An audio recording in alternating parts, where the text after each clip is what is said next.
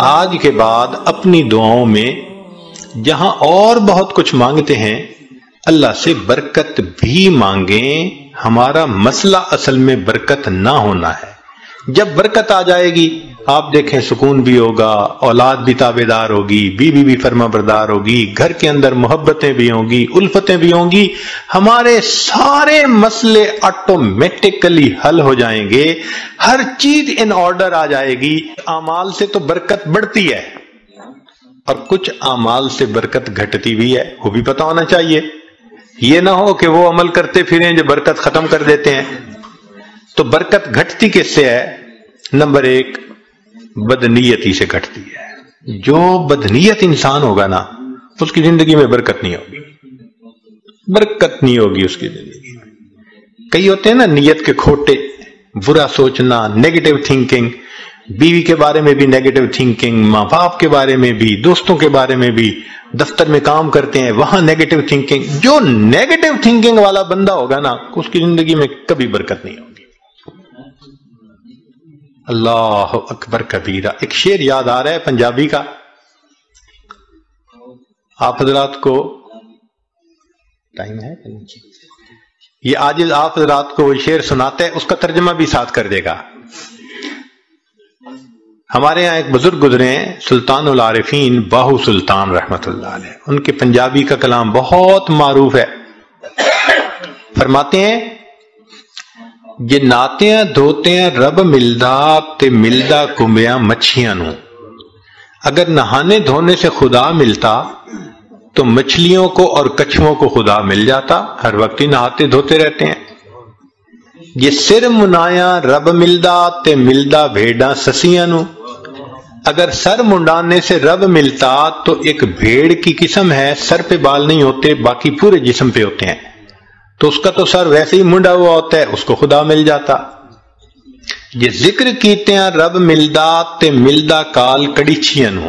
ایک پرندہ ہوتا ہے کالا سا, وہ شام کو لٹک جاتا ہے کہیں اور ساری رات آواز نکالتا رہتا ہے, تو کہتے ہیں وہ تو ساری رات ذکر کرتا ہے, اس کو خدا مل جاتا.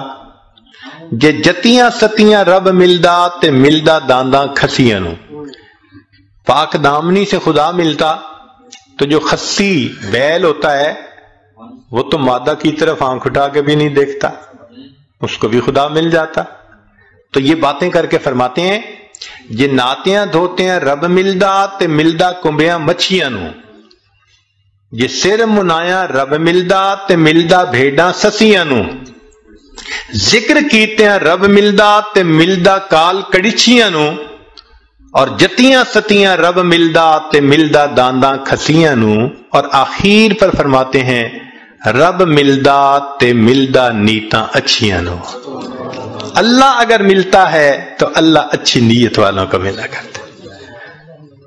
تو بھئی نیت اچھی ہوگی تو زندگی میں برکت ہوگی, اور نیت بری ہوگی تو زندگی میں بے برکتی ہوگی. کتنے لوگ ہیں شرکت کا کام کرتے ہیں اور اپنے شریک کا پیسہ ہتھیانے کی نیت کی ہوئی ہوتی ہے, داؤ لگا رہے ہوتے ہیں. کتنے کاروبار والے ہیں کسٹمر کو داؤ لگانے کی نیت کرتے ہیں.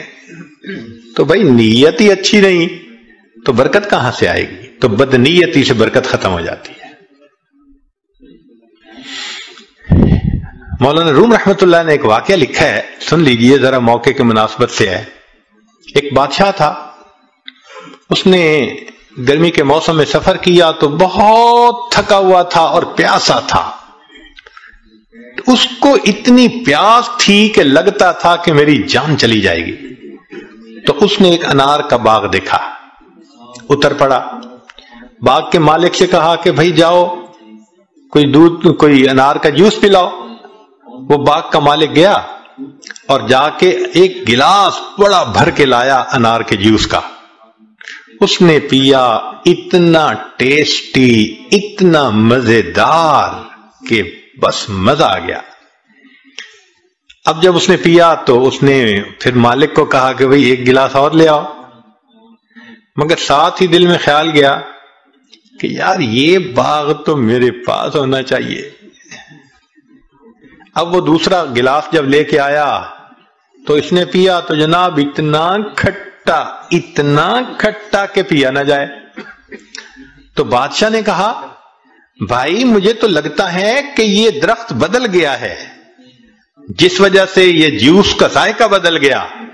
وہ بھی سمجھدار تھا، اس نے کہا بادشاہ سلامت، درخت نہیں بدلا، مجھے لگتا ہے آپ کی نیت بدل گئی ہے۔ پہلے نیت اچھی تھی، اللہ نے ٹیسٹی بنا دیا تھا، اب نیت بد ہو گئی، اللہ نے اس کو کڑوا بنا دیا ہے۔ تو سب سے پہلی چیز جس سے برکت آتی ہے وہ نیک نیتی، اور جس سے بے برکتی ہوتی ہے وہ بد نیتی۔ اور دوسری چیز معصیت، گناہ جو ہے نا یہ برکتوں کے دروازے بند کر دیتے ہیں۔ اللہ تعالیٰ برکتوں کے دروازے کھولتے ہیں اور ہم گناہ کر کے ان دروازوں کو اپنے لیے بند کروا دیتے ہیں۔ جو گناہ کرتے ہیں وہ اتنی مقدار برکتوں کی بند کروا دیتا ہے۔ اگر ہم سوچیں تو ہم تو صبح سے شام تک برکتوں کے دروازے بند کروانے میں لگے ہوئے ہوتے ہیں، تو برکتیں کہاں سے آئیں؟ تو معصیت سے برکتوں کے دروازے بند ہوتے ہیں، نیکی سے برکتوں کے دروازے کھل جاتے ہیں۔ اس لیے قرآن پاک میں اللہ فرماتے ہیں کہ اگر تم نیک بنو گے لَأَكَلُوا مِن فَوْقِهِمْ وَمِن تَحْتِ أَرْجُلِهِمْ، ہم ان کو وہ نعمتیں کھلاتے جو آسمان سے اترتی ہیں، ان کی روحانی غذا بنتی، اور وہ نعمتیں کھلاتے جو پاؤں کے نیچے زمین سے نکلتی ہیں، ان کے لیے جسمانی غذا بن جاتی۔ تو معلوم ہوا کہ گناہ سے پھر برکتوں کے دروازے بند ہوتے ہیں۔ اور تیسری چیز بے پردگی، بد نظری، یہ بے برکتی کا سب سے بڑا گناہ ہے۔ یعنی گناہ تو بہت سارے ہیں، مگر بد نظری کو اور بے برکتی کو، بے پردگی کو، لہذا جو بے پردہ عورت ہوگی اس کی زندگی میں برکت نہیں ہوگی نہیں۔ رزق کی یا وہ بے برکت تو الگ، اس کا خامن ہی اس سے مطمئن نہیں ہوگا۔ آپ دیکھ لیں جتنی بے پردہ عورتیں ہوتی ہیں ان کے خامن ادھر ادھر بھاگ رہے ہوتے ہیں، کیوں؟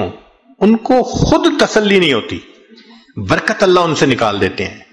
اور باپردہ عورتیں ہوتی ہیں الحمدللہ، ایسا اللہ ان کی زندگی میں برکت ڈالتا ہے، ان کے خاوندوں کو سکون آ جاتا ہے، وہ نہیں ادھر ادھر جاتے، نہیں ادھر ادھر دیکھتے۔ تو بد نظری کرنے والے بندے کو سیٹسفیکشن نہیں ہوتی، بے پردے کرنے والے عورت سے اس کے میاں کو سیٹسفیکشن نہیں ہوتی۔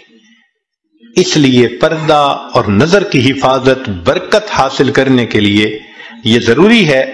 اگر ہم ان کو حاصل کر لیں تو اللہ رب العزت ہمیں برکت عطا فرمائیں گے۔ چنانچہ نبی علیہ السلام نے برکت کی دعا سکھائی، اللہم بارک لنا فیہا۔ نبی علیہ السلام دعا مانگا کرتے تھے، اللہ میرے لیے ان میں برکت رکھ دیجئے۔ دعا ہے اللہ تعالیٰ زندگی میں بھی برکت عطا فرمائے، موت میں بھی برکت عطا فرمائے۔ فرمایا کہ جو آدمی 10 مرتبہ صبح و شام پڑھ لے اللہم بارک لنا فی الموت، بارک لنا فی الموت، اللہ تعالیٰ اس کو کلمے پہ موت عطا فرما دیتے ہیں۔ تو بھائی آج کے بعد اپنی دعاؤں میں جہاں اور بہت کچھ مانگتے ہیں اللہ سے برکت بھی مانگیں۔ ہمارا مسئلہ اصل میں برکت نہ ہونا ہے۔ جب برکت آ جائے گی آپ دیکھیں سکون بھی ہوگا، اولاد بھی تابع دار ہوگی، بیوی بھی فرما بردار ہوگی، گھر کے اندر محبتیں بھی ہوں گی، الفتیں بھی ہوں گی، ہمارے سارے مسئلے آٹومیٹکلی حل ہو جائیں گے، ہر چیز ان آرڈر آ جائے گی۔ اللہ تعالی ہمیں برکتوں بھری زندگی نصیب فرمائے۔ وآخر دعوانا